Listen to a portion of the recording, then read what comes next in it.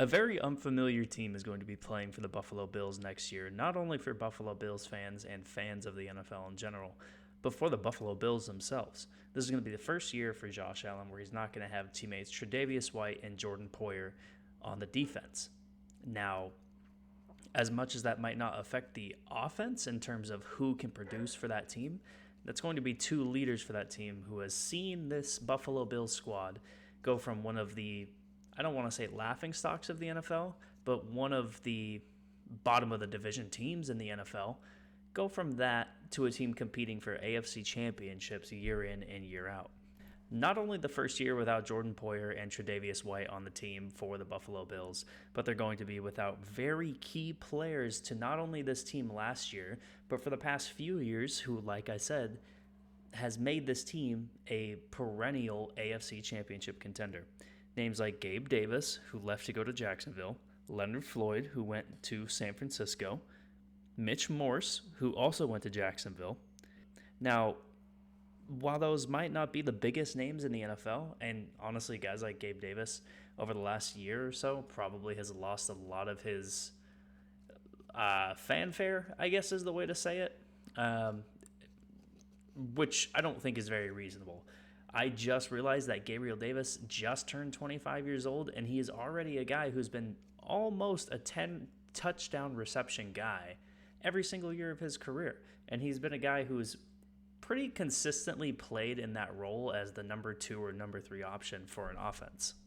And also, statistically, it's not Gabe Davis's fault that he's had a guy on his team in Stephon Diggs for the last 4 years who has required to have 170 or more targets every single year that he's been in Buffalo. Stephon Diggs, another name that's not going to be with the Buffalo Bills this year. It's basically a brand new wide receiver core for the Buffalo Bills this year. No Deontay Hardy. No Trent Sherfield, like I mentioned. No Stephon Diggs. No Gabe Davis. The longest tenured receivers on this team are probably Dawson Knox. Or I don't know. I honestly don't even know. So you replace a AP All-Pro, a 4-time Pro Bowler. You replace that plus a solid third receiver in Gabe Davis with Keon Coleman, who's a very good receiver in this year's draft. He's a very good receiver. I don't know if he can replace Stephon Diggs, but that's not really going to be possible for any guy in the first place. You replace your number 2, number 3 receiver, Gabe Davis, with Curtis Samuel, which I think is an upgrade. And you add Chase Claypool, who's probably not going to play. I don't hold any stock in Chase Claypool at all. Marquez Valdez-Scantling from Kansas City. I give it till week 7 until Kansas City trades back for MVS.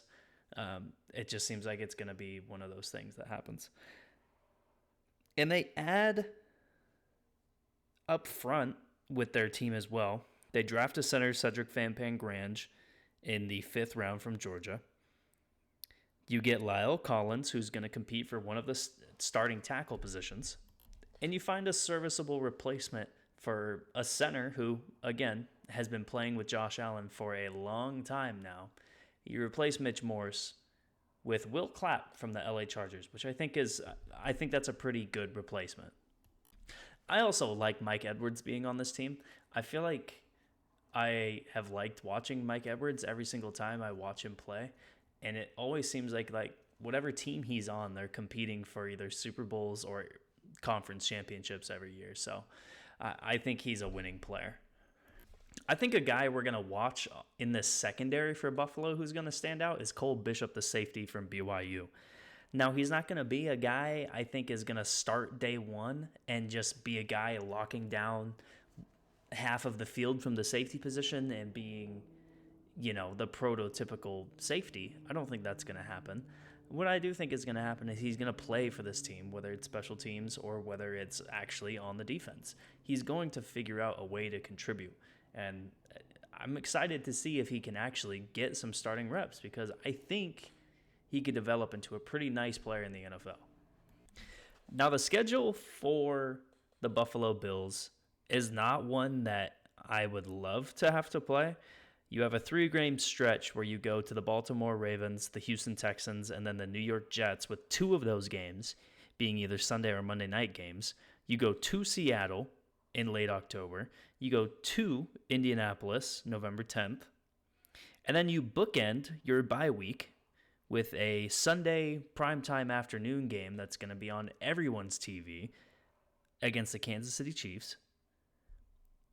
And then you come back on Sunday night and play the San Francisco 49ers after your bye week, who, after you play the Niners, you're probably going to wish you had another bye week.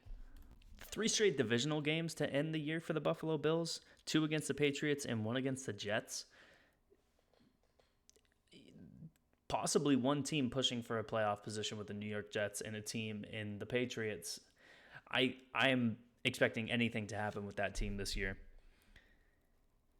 Buffalo could still get 10 wins off the fact that they have a top 5 quarterback in the NFL with Josh Allen.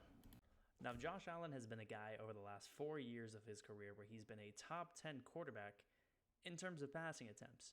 And you look at a Buffalo Bills team whose skill position players are going to consist of a lot of first and second year guys. I don't know if that's really a winning formula for Buffalo. But they might still need to do it, because if they can't really rely on the passing game throughout the game and throughout the year, and then all of a sudden they get behind 2 touchdowns in the second half, they're going to need to pass the ball.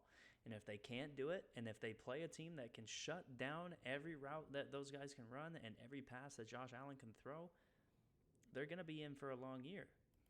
Also, if Josh Allen's going to be running the ball 7 to 8 times a game in his career average-wise, I have to imagine that he's going to be running the ball 10 to 15 times a game with this team. Because, like I said, relying on the pass catchers this year, even if everything goes right with Keon Coleman and everything goes right with Dalton Kincaid and everything goes right with the offensive line, you're still looking at a average to above average at best receiving core. And the running back position isn't going to be as crazy of a help either. Now, yes, James Cook had a fine year last year, over 1,000 yards rushing the ball. The problem is he has 2 rushing touchdowns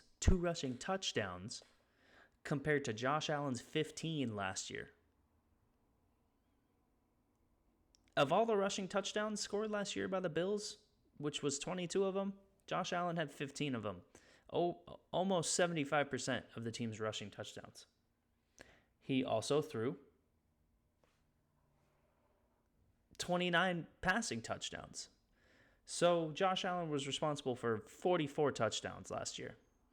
There is no one else in the league coming close to being that responsible with as much running as he has to do. There's no one close. There's nobody close.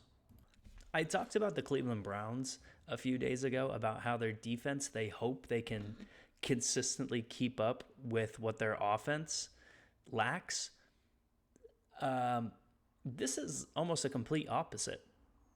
Josh Allen has to hope that he is so good at being a quarterback in the NFL that he can outpace a defense and an offense that isn't playing at the same level as he is. He has to be so good. He has to be an MVP this year for them to be any sort of competitive in the AFC. I truly believe that. I really don't think this team is anywhere closer to being a Super Bowl contender that they have been for the last 3-4 years. They're no closer. I think they're much further away than what they have been. I see a floor for this team at 9 wins, but I really see a ceiling around 11. They went 11-6 last year, and I don't even think things were great last year either. But they had a lot of gutsy wins. 3-point win against the Chargers, 6-point win against the Patriots, 6-point win against the Buccaneers, 5-point win against the Giants. Last year they had to win ugly a lot against teams that they did not need to be beating ugly. They should have been beating handedly. However, they still won 11 games, and that's very impressive in today's NFL. But they're not getting back to more than that. this year, and I would really be surprised if they get anywhere close to 11 wins this year.